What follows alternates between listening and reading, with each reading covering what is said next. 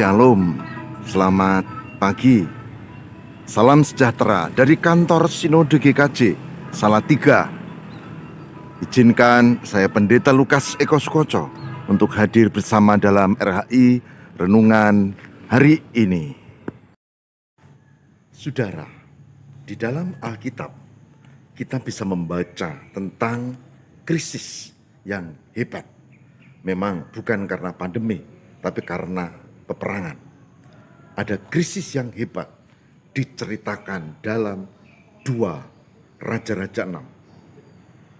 2 Raja-Raja 6 pada ayat yang ke-25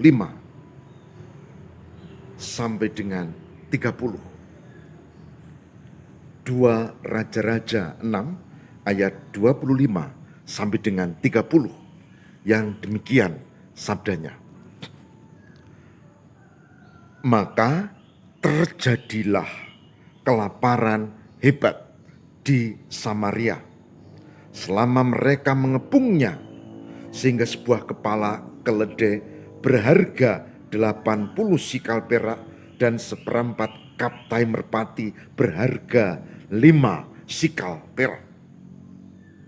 Suatu ketika Raja Israel berjalan di atas tembok, datanglah seorang perempuan mengadukan halnya kepada raja sambil berkata, "Tolonglah, ya tuanku raja." Jawabnya, "Jika Tuhan tidak menolong engkau, dengan apakah aku dapat menolong engkau? Dengan hasil pengirikankah atau hasil pemerasan anggur?" Kemudian bertanyalah raja kepadanya, "Ada apa?" Jawab perempuan itu, "Perempuan ini berkata kepadaku, berilah anakmu laki-laki supaya kita makan dia pada hari ini, dan besok akan kita makan anakku laki-laki.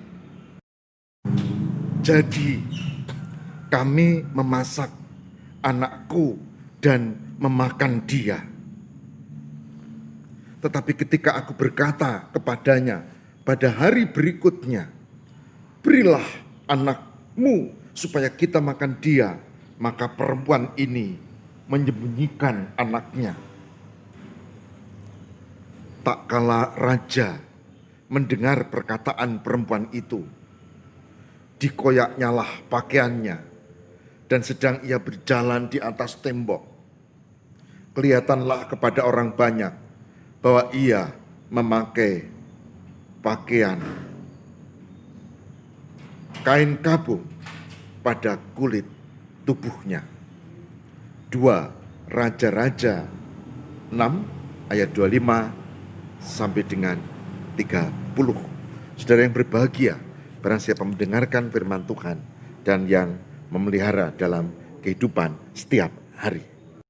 Saudara yang terkasih di dalam Tuhan, di masa-masa krisis, pada masa-masa tertentu, memang benar bahwa orang bisa mengalami perubahan perilaku. Seperti tadi di bacaan kita di 2 Raja-Raja 6 tadi. Ada ibu yang mestinya, umumnya, normalnya mengasihi anaknya. Tapi karena krisis yang hebat, dia harus bertahan hidup dan dia menyembelih anaknya sendiri, kemudian dimasak untuk dimakan. Dan ngerinya, ini terjadi juga ternyata tidak sendirian, bahkan ini dengan tetangganya, dan mereka sepakat untuk melakukan hal yang sama, yaitu menyembelih anaknya, memasaknya, lalu memakannya. Saudaraku yang terkasih di dalam Tuhan, di masa pandemi COVID-19 atau Corona, hal yang sama bisa saja terjadi. Karena kita kan harus jaga jarak. Kita juga harus selalu setia pakai masker. Kita juga harus senantiasa cuci tangan. Dan kita juga harus hati-hati bertemu dengan orang. Jangan-jangan orang ini termasuk OTG. Ya, bukan hanya PDP tapi OTG yang tidak tahu kita. Sehingga kita lalu menjadi hati-hati. Bagus kan? Dan harus. Tapi kemudian efeknya adalah kita tidak hanya hati-hati, tapi kita juga ketakutan. Kita juga menjadi cemas luar biasa, paranoid, sehingga kita tidak mampu untuk tenang. Dokter mengatakan orang kalau kecemasannya itu luar biasa, katanya itu justru malah imun tubuhnya turun. Jadi harusnya hati-hati, tapi tidak perlu mengalami kecemasan yang hebat. Tapi itu teorinya, prakteknya kecemasan itu ada dan terjadi. Nah, saudara, dalam renungan hari ini saya mengajak, mari kita belajar untuk mengelola krisis. Mari kita belajar untuk tidak didera kecemasan yang luar biasa. Pertanyaannya, terus caranya bagaimana? Kan begitu. Saudara, jawabnya ada pada 2 Raja-Raja pasal 7. 2 Raja-Raja pasal 7. Di situ dikatakan bahwa terutama ayat yang ke-1. Lalu berkatalah Elisa, dengarlah firman Tuhan. Beginilah firman Tuhan. Besok kira-kira waktu ini, sesukat tepung yang terbaik akan berharga sesikal, dan 2 sukat jelai akan berharga sesikal di pintu gerbang Samaria. Tetapi perwira yang menjadi ajudan raja menjawab abdi Allah, katanya, sekalipun Tuhan membuat tingkap-tingkap di langit, masakan hal itu mungkin terjadi? Jawab abdi Allah, sesungguhnya engkau akan melihat dengan matamu sendiri, tapi tidak akan makan apa-apa daripadanya. Perhatikan ayat berikutnya. 4 orang sakit kusta ada di depan pintu gerbang. Berkatalah yang seorang kepada yang lain, mengapakah kita duduk-duduk di sini sampai mati? Jika kita berkata, baiklah kita masuk kota, padahal dalam kota ada kelaparan, kita akan mati di sana. Dan jika kita tinggal di sini, kita akan mati juga. Jadi sekarang marilah kita menyeberang ke perkemahan tentara Aram. Jika mereka membiarkan kita hidup, kita akan hidup. Dan jika mereka mematikan kita, kita akan mati. Lalu pada waktu senja, bangkitlah mereka masuk ke tempat perkemahan orang Aram. Tetapi ketika mereka sampai ke pinggir tempat perkemahan orang Aram, tampaklah tidak ada orang di sana. Sebab Tuhan telah membuat tentara Aram itu mendengar bunyi kereta, bunyi kuda, bunyi tentara yang besar. Sehingga berkatalah yang seorang pada yang lain, sesungguhnya Raja Israel telah mengupah raja-raja orang Het dan raja-raja orang Misraim melawan kita, supaya mereka menyerang kita. Karena itu bangkitlah mereka melarikan diri pada waktu senja dengan meninggalkan kemah dan kuda dan keledai mereka serta tempat perkemahan itu. Dengan begitu saja mereka melarikan diri menyelamatkan nyawanya. Ketika orang-orang sakit kusta itu sampai ke pinggir tengah perkemahan, masuklah mereka ke dalam sebuah kemah, lalu makan dan minum. Sudah itu mereka mengangkut dari sana emas dan perak dan pakaian. Kemudian pergilah mereka menyembunyikannya.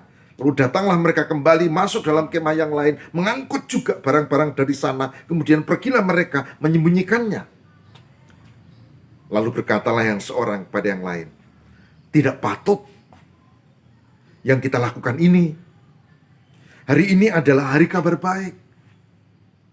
tapi kita tinggal diam saja. Apabila kita menanti sampai terang pagi, maka hukuman akan menimpa kita. Jadi sekarang, marilah kita pergi menghadap untuk memberitahukan hal itu ke istana raja. Saudara, perhatikan hal yang menarik. Ini ada perubahan di tengah krisis karena harapan kepada Tuhan. Saudara, bacaan tadi memberikan beberapa catatan penting. Sikap di tengah krisis adalah Nabi Elisa tetap berharap kepada Tuhan. Tetap berharap kepada Tuhan, bukan seperti sang raja. Bukan seperti ibu-ibu yang menyembelih anaknya dan memakannya. Tetap berharap pada Tuhan, itu yang pertama.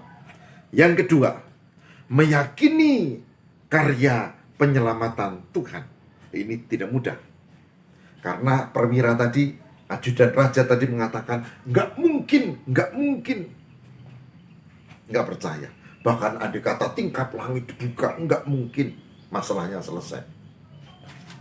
Yang kedua, tidak hanya berharap, tapi meyakini penyelamatan dari Tuhan. Dan yang ketiga, itu sepenuhnya menyerahkan pada Tuhan. Ketika solusi yang kita buat sudah tidak ada lagi, maka selain berharap pada Tuhan, percaya, menyerahkan sepenuhnya pada kuasa Tuhan.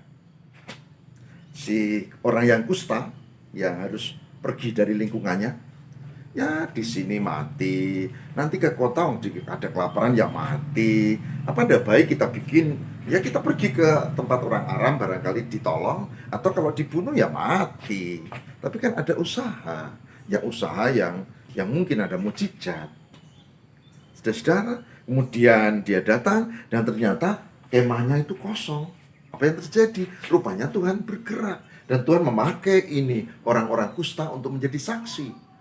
Ketika mereka berkemah mengepung Samaria, ada seperti bunyi suara kaki kuda yang banyak sekali, duduk kereta perang, prajurit-prajurit dan tentara, dan mereka kemudian berpikir, ini ada Raja Samaria mengupah dari orang lain, ya di sini dikatakan Misraim dan seterusnya. Lalu itu kita harus segera pergi. Dan mereka melarikan diri, meninggalkan kemahnya, perbekalannya, alat-alatnya, bahkan kuda, keledai, dan seterusnya. Dan orang kusta ini melihat, mereka kemudian mengambil makan dan seterusnya. Baru kisah ini dikatakan, dia memberitakan kabar baik ini kepada Raja Samaria. Dan saudara, tidak hanya berharap, tidak hanya meyakini, tapi yang ketiga adalah menyerahkan. Kalau kita sudah berupaya, ya kita tindakan terakhirnya adalah menyerahkan pada kebijaksanaan Tuhan. Saudaraku yang terkasih di dalam Tuhan, kita lihat setelah keyakinan itu muncul, Alkitab memberi kesaksian. Dan Nabi Elisa yang dipakai Tuhan, saudara baca di 2 Raja-Raja 7. 2 Raja-Raja 7. Kemudian saudara ketemukan bagaimana terutama ayat 10 sampai dengan 20. Saudara baca, ketika orang-orang kusta itu memberitahu raja, kemudian raja ngecek dan ternyata kemah orang-orang Aram itu kosong. Apa yang terjadi? Rakyat seluruh kota itu keluar. Kemudian mereka rame-rame menyerbu ke perkemahan kosong itu untuk mengambil barang, bahan makanan, persediaan, emas, dan macam-macam. Terjadi kan? Jadi orang yang berharap pada Tuhan, itu benar-benar akan terjadi. Apa yang dikatakan Nabi Elisa benar-benar terjadi. Tapi kan tidak masuk akal. Memang apa yang dilakukan Tuhan itu seringkali juga tidak masuk akal. Kelahiran Yesus pun tidak masuk akal, bukan? Saudara, Ini yang terjadi. Tapi perwira yang tadi dikatakan di situ, saudara, pada ayat yang ke-17, 18, dikatakan pada ayat 19 lebih detail begini. Pada waktu itu, si perwira menjawab abdi Allah itu, sekalipun Tuhan membuat tingkap-tingkap di langit, masakan hal itu mungkin terjadi? Tapi Elisa menjawab, berkata, sesungguhnya engkau akan melihat dengan matamu sendiri, tapi tidak akan makan apa-apa daripadanya. Perhatikan ayat 20. Demikianlah terjadi kepada orang itu. Rakyat menginjak-injak dia di pintu gerbang, lalu matilah ia. Orang yang tidak percaya, orang yang menyepelekan abdi Allah, orang yang bahkan begitu pede menyalahkan Elisa, menerima hukumannya. Karena Elisa mengatakan, kamu akan melihat, tapi kamu tidak akan menikmati apa-apa. Dan ketika ajudan perwira yang pernah menyalahkan Elisa, Nabi Elisa, yang pernah tidak percaya pada Tuhan itu, orang banyak datang karena mereka lapar, mereka butuh, mereka lari, mereka berebut, dan perwira raja ini terdesak, jatuh, dan terinjak-injak oleh banyak orang dan mati. Hati-hati dengan firman Tuhan, memberi peringatan kepada kita. Hati-hati, jangan menyepelekan firman Tuhan, apalagi merendahkan seorang nabi. Saudaraku yang terkasih di dalam Tuhan, melalui perenungan hari ini, saya mengajak, yuk kita menjaga diri. Krisis bisa terjadi kapan saja, dalam bentuk apa saja. Tapi yang penting, jangan sampai kita melupakan Tuhan. Bahkan kita juga mendengar kehendak Tuhan melalui firman-Nya dan melalui orang-orang yang dipakainya. Janganlah kita lalu melupakan Tuhan dan kemudian kita tidak lagi memiliki empati karena krisis melanda negeri. Saudara, mari kita mohon kekuatan Tuhan. Mari kita berdoa, semoga Roh Kudus memimpin kita di tengah masa pandemi ini. Kita tetap berharap kepada Tuhan, dan jangan kita seperti raja tadi, Raja Aram, yang mengatakan ini Tuhan tahu dan Tuhan tidak tolong, aku tidak mau berdoa kepada Tuhan. Jangan seperti ajudan perwiranya yang mengatakan enggak mungkin, sekalipun Tuhan buka tingkap langit, enggak mungkin. Sudah tahu, tidak ada yang mustahil bagi Tuhan. Oleh sebab itu, sebagai hambanya saya mengajak, mari kita belajar di tengah pandemi ini untuk tetap berharap dan percaya kepada Tuhan. Mari kita berdoa. Tuhan, tolong dan berkatilah. Semoga kami mampu untuk tetap yakin, untuk percaya. Semoga kami tidak kehilangan pandemi. Semoga Tuhan menyertai dan memberkati. Terima kasih Tuhan. Kami berserah kepadamu, ya Allah, sumber kekuatan kami. Kami juga memohon kasih dan penyertaan Tuhan. Terima kasih Tuhan. Ampuni kami kalau selama pandemi kami mengalami krisis dan itu membuat perubahan perilaku, kecemasan, ketakutan. Bahkan tak hanya itu, tak jarang menurunnya empati. Tuhan ampunilah kami. Tuhan tolonglah kami. Tuhan kembalikan kami untuk memiliki keyakinan kepada Allah. Seperti bacaan dan renungan hari ini. Kami percaya Tuhan menolong. Haleluya. Amin.